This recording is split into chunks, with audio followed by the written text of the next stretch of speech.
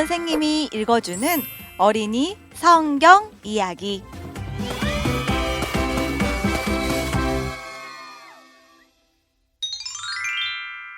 (70번) 이야기. 드보라와 바락이 이스라엘을 다스렸어요. 사사기 4장에서 5장 말씀. 하나님이 모압 왕 에글론에게서 자기 백성을 구원하시는데 에훗을 사용하신 후에 에훗은 여러 해 동안 사사가 되어 이스라엘 전체를 다스렸어요. 에훗은 백성에게 다시 여호와를 섬기라고 가르쳤지요.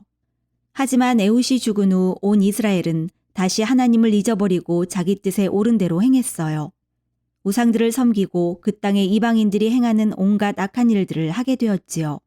하나님은 이스라엘 백성의 모든 악을 보시고 가나안 왕 야빈을 보내셨어요.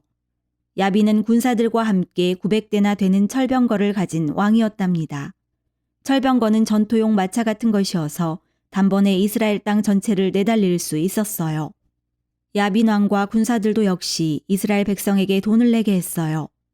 야빈과 야빈의 군사들은 이스라엘의 밭을 짓밟으면서 자기들이 원하는 대로 행했고 이스라엘 사람들을 압제해서 이스라엘 백성을 쫓아내고 자기들이 그 땅에 살았어요.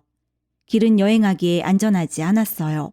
야빈 왕의 군사들이 숨었다가 뛰쳐나와서 이스라엘 사람들이 가진 것들을 빼앗았기 때문이었지요.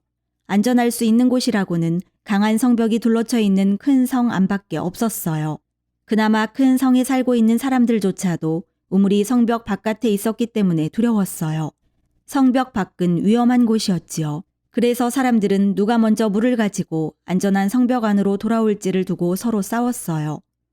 백성 중에 누구든지 야빈의 군사 중 한 사람이라도 발견하게 되면 잽싸게 도망쳤어요.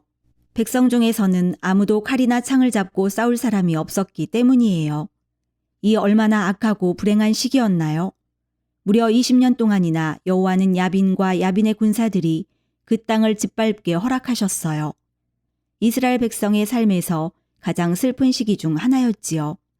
결국 이스라엘 백성은 마음을 돌이키고 여호와께 부르짖기 시작했어요. 한 번만 더 자신들에게 사사라고 불리는 지도자를 보내달라고 말이에요. 하나님은 지도자로 대개 남자를 뽑으셔요.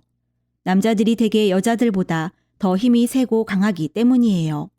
반대로 하나님은 여자들은 자녀들을 돌보기 위한 엄마가 되기에 적합하게 만드셨어요.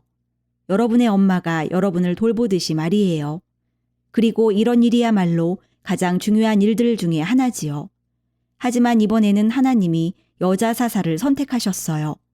군대를 이끌고 하나님 백성을 위해 싸울 만큼 충분히 하나님을 신뢰하는 남자가 단 한 명도 없었기 때문이에요. 하나님은 한 여자를 사용하셔서 그 여자에게 하나님의 영이 충만하게 하셨어요. 그 여자의 이름은 드보라였어요. 드보라는 종려나무 아래에 앉아서 하나님의 계명을 모든 백성에게 가르쳤어요. 하나님은 드보라에게 바락이라는 남자를 부르라고 말씀하셨어요. 그리고 바락에게 이스라엘 군사 10,000명을 주어서 다볼산으로 가게 하라고 하셨어요. 하지만 바락은 드보라 없이 전쟁에 가는 것을 두려워했어요. 드보라는 말했지요. 내가 반드시 너와 함께 갈 것이다. 그리고 드보라와 바락은 함께 10,000명의 군사를 데리고 다볼산으로 올라갔어요.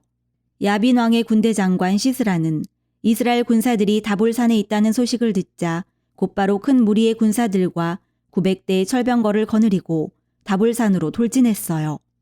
이 모습은 마치 드보라와 바락이 자기들의 조그만 군대와 함께 산에 둘러싸인 함정에 빠진 것처럼 보였어요. 하지만 그렇지 않았답니다. 드보라는 바락에게 말했어요. 이날은 여호와가 시스라를 내 손에 넘겨주신 날이다. 여호와가 너보다 앞서서 나가고 계신다. 바락과 바락의 군대는 재빨리 산을 내려갔어요. 그리고 여호와가 바락과 바락의 군대를 위해 싸우셨지요. 하나님은 시스라 군대의 병거바퀴가 벗겨지게 하셨어요. 마치 홍해에서 바로왕 군대의 병거바퀴가 벗겨지게 하셨던 것처럼요. 병거는 제대로 달릴 수가 없었어요. 그리고 여호와는 하늘의 별들을 불러 시스라와 시스라의 군대와 싸우는 바락과 바락의 군대를 돕게 하셨어요. 우리는 별들이 어떻게 악한 군대와 싸울 수 있는지 알 수 없어요. 하지만 아마 별의 조각들이 시스라의 군사들에게 떨어져서 군사들을 죽였을 거예요. 그리고 근처에 있던 강물도 이스라엘을 위해 싸웠어요. 여호와가 강물을 가득 차게 하셔서 물이 두굴 넘어 아주 빠르게 흐르게 하셨지요.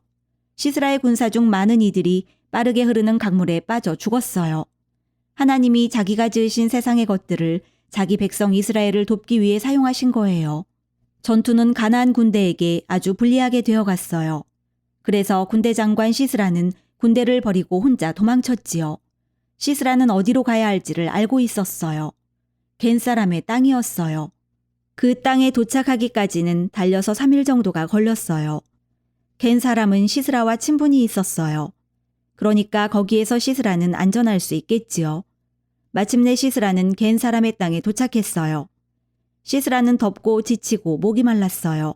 겐 사람 중 한 여인인 야엘이 시스라를 보고 맞아들여 자기의 천막에서 쉴 수 있게 해주었어요. 야엘은 시스라에게 두려워하지 말라고 말했어요. 하지만 시스라는 사실 두려워해야 했어요. 왜냐하면 야엘의 마음은 이미 시스라가 아니라 하나님의 백성과 함께 있었기 때문이지요. 시스라가 물을 좀 달라고 했을 때 야엘은 우유와 버터를 갖다 주었어요.